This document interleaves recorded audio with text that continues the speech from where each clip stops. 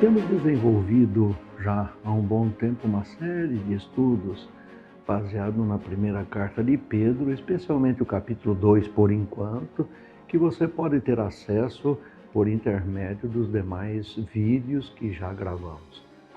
Nesta fase nós estamos entrando numa parte bem prática da carta de Pedro. E essa parte prática necessariamente nos deixa meio incomodados, porque há certas instruções, há certos conteúdos que nos parecem estranhos e não adequados à nossa realidade atual. Mas necessário se faz que retomemos um pensamento fundamental e central que nós já estudamos lá atrás, que está no capítulo 2, versículo 5, que é a ideia que o texto traz de que nós somos uma casa espiritual ambulante, ou seja, Deus, ele vive dentro dos cristãos. E isto é o tema que Pedro trabalhou lá atrás. E é em cima disto que Pedro agora vai desenvolver esta parte bem prática. E é neste sentido, por exemplo, que já tratamos sobre ser a Bíblia a palavra de Deus. Ora, nós temos diante de nós, na parte prática, a ideia de sujeitarmos-nos a toda e qualquer autoridade. E esta sujeição não nos dá a oportunidade de escolher a qual autoridade nós devemos ou não esta obediência. Mas no versículo 16 do capítulo 2 da primeira carta de Pedro, nós encontramos o seguinte texto: como livres que sois, não usando, todavia, a liberdade por pretexto da malícia, mas vivendo como servos de Deus. Vejam que novidade. Pedro está dizendo o seguinte, que aqueles escravos, na verdade, eles eram livres. Isto era uma mensagem novedosa, uma mensagem absolutamente nova para eles. Porque aos cristãos se ensinava que eles eram livres da legislação mosaica, eles eram livres do pecado, porquanto eram verdadeiramente homens libertos. Mas a pergunta vem: libertos sendo escravo? Sim, essa é a novidade que a mensagem do Senhor Jesus Cristo trazia para eles, lembrando que a quantidade de escravos, a quantidade de pessoas que se tornavam cristãos era muito grande.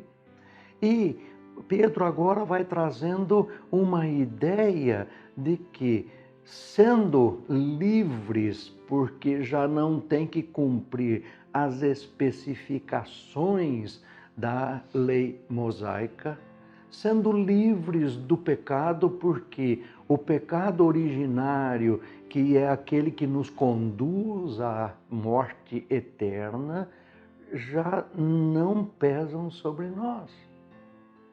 Trazer esta mensagem num contexto em que eles viviam parece ser tão diferente do nosso.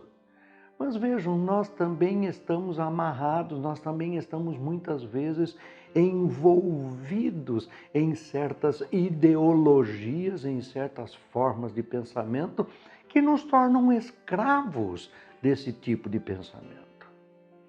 E neste sentido, a mensagem que Pedro está trazendo é uma mensagem absolutamente novidade, mas uma novidade que traz efetivamente resultados na vida das pessoas. É nesse sentido que Paulo vai dizer em Gálatas, no capítulo 5, versículo 1, ele vai dizer assim: para a liberdade foi que Cristo nos libertou. Permanecei, pois, firmes, e não vos submetais de novo a jugo de escravidão. Obviamente, essa mensagem nova poderia levar a abusos, a usar essa liberdade para certos abusos. Paulo, em Romanos capítulo 14, o capítulo todo, ele vai tratar a respeito desta nova relação de liberdade, não usando a liberdade para abusos. Ora, dentro dessa especificação, nós vamos encontrar, por exemplo, Paulo fazendo muitas correções em toda a carta dele, a primeira carta aos Coríntios. Ou seja, ele trata na primeira carta aos Coríntios do mesmo tema. E dentro disso há uma preocupação, a preocupação de evitar que esta liberdade agora que os cristãos descobriam em Cristo Jesus pudesse ser usada como abuso, além daquilo que a liberdade efetivamente representa. Ora, Paulo também na segunda carta a Timóteo, ele trata deste assunto no capítulo 3, dizendo assim, nos versículos 1 a 6, parte A. Sabe, porém, isto, nos últimos dias sobrevirão tempos difíceis, pois os homens serão egoístas, avarentos, jactanciosos, arrogantes, blasfemadores, desobedientes aos pais, ingratos, irreverentes, desafeiçoados, implacáveis, caluniadores, sem domínio de si, cruéis, inimigos do bem, traidores, atrevidos, enfatuados, mais amigos dos prazeres que amigos de Deus, tendo forma de piedade, negando-lhe, entretanto, o poder. Foge também destes, pois entre estes se encontram os que penetram sorrateiramente nas casas. Percebam aqui a preocupação do apóstolo Paulo. Eu não sei, para mim, dá-me a impressão de que eu estou lendo a realidade da sociedade em que nós vivemos hoje também. Se pegarmos cada um desses aspectos, e mais para frente, um dia nós vamos tratar disto, nós vamos encontrar que a realidade da sociedade, do pensamento das pessoas hoje, é a mesma realidade, não mudou. Não mudou por uma razão muito simples. O homem continua sendo o mesmo. O homem, para que haja mudanças no homem, há necessidade de uma atuação direta de Deus na vida dele, por intermédio do seu Espírito, vivendo dentro dele, como morada do próprio Deus, que é a casa espiritual ambulante, da qual já tratamos. Ora, Pedro está tratando aqui de uma situação que era real lá, e hoje nós encontramos da mesma forma, que é o gnosticismo. O gnosticismo diz, pouco importa o que fazemos com nossos corpos, que deve servir aos prazeres, desde que não prejudique a nossa alma, porque o espírito, em última análise, ele está guardado, ele está salvo. Ora, Pedro está pegando essa linha de raciocínio porque ele percebe que o gnosticismo, ele invadiu a igreja, caindo os cristãos em muitas formas de abusos. Exemplo, a glutonaria, que as pessoas achavam que o prazer de comer desenfreadamente, né? a atividade, bebida alcoólica, por exemplo, encher a cara com bebida alcoólica, isto fazia parte dos prazeres, mas isso era da carne. isto não afeta o espírito, não afeta a alma, porque esta estaria guardada. E tanto Pedro como Paulo, eles procuram combater, refutar esses excessos, como que entendido como benefícios. Por quê? Porque porquanto cooperam com o desígnio de destruir todas as coisas físicas. Para o gnosticismo, a destruição do corpo é necessária para a preservação da alma. E Pedro vai dizer, não, isso aí não funciona desta forma. Então, sob o disfarce de liberdade cristã, eles cometiam abusos, os mais diversos. E isso a palavra de Deus não esconde que isso efetivamente acontece entre os cristãos. Por isso, cuidado, por isso a atenção que devemos ter. Por isso é que vemos aqui Pedro que suspeitava que alguns cristãos que se reputavam livres, cidadãos dos céus e não da terra, recusavam-se a prestar obediência a qualquer autoridade terrena. Ou seja, as coisas terrenas pouco importam. O que importa é a minha vida de comunhão com Deus. E Pedro vai dizer o seguinte, não é desse jeito. A comunidade judaica já tinha dado o início, o precedente desse tipo de comportamento. E Jesus Cristo, no seu ministério, muitas vezes ele acusou a comunidade judaica de estar trabalhando com essa linha de raciocínio, que não é diferente da linha de raciocínio que nós muitas vezes encontramos entre os cristãos no dia de hoje.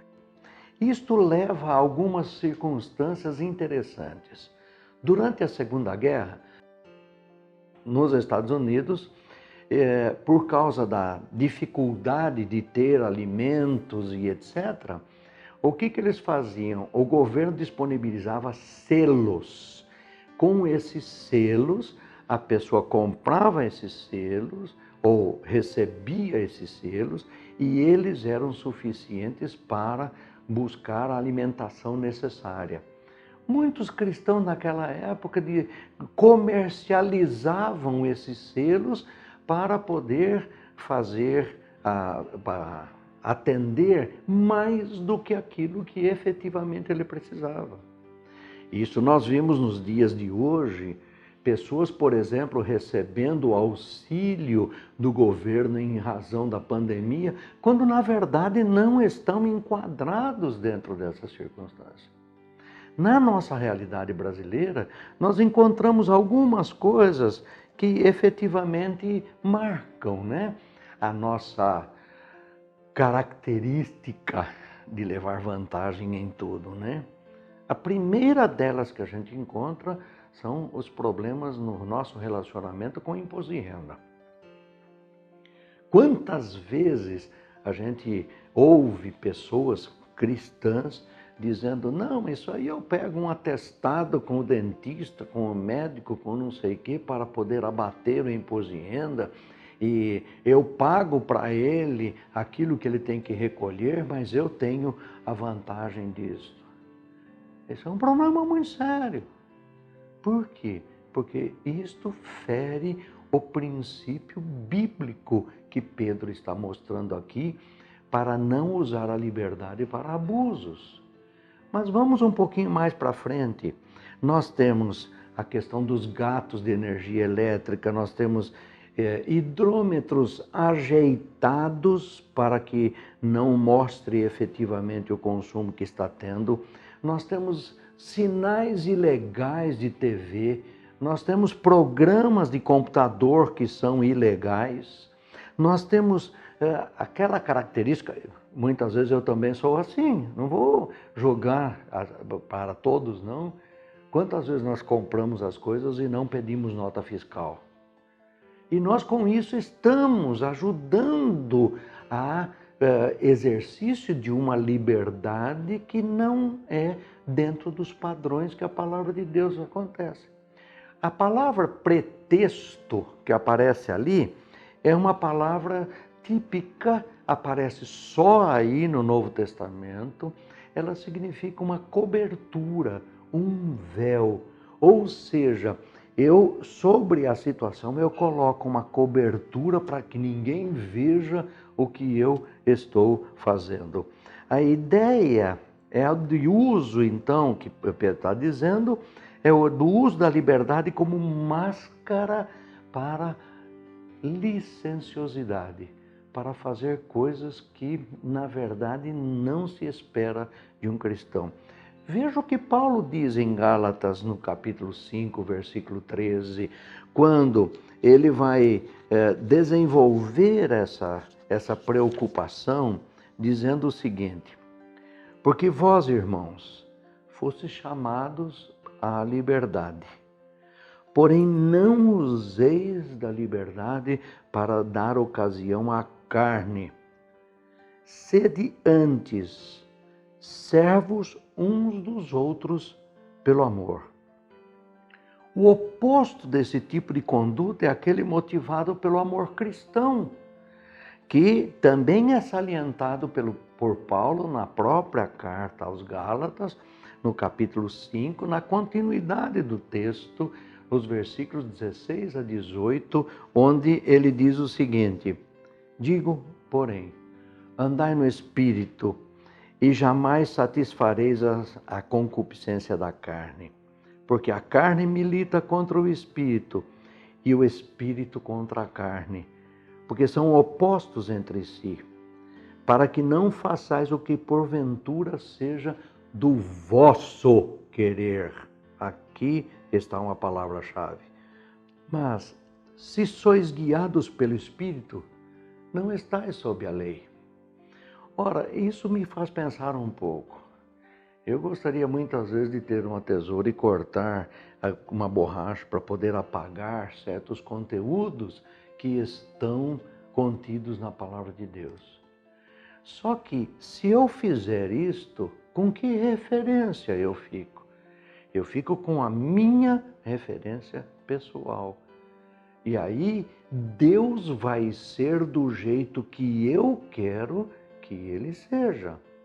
Ora, essa questão da liberdade, Paulo também trata na primeira carta aos Coríntios ainda, no capítulo 8, versículo 9, dizendo o seguinte: vede, porém, que esta vossa liberdade não venha, de algum modo, ser tropeço para os fracos.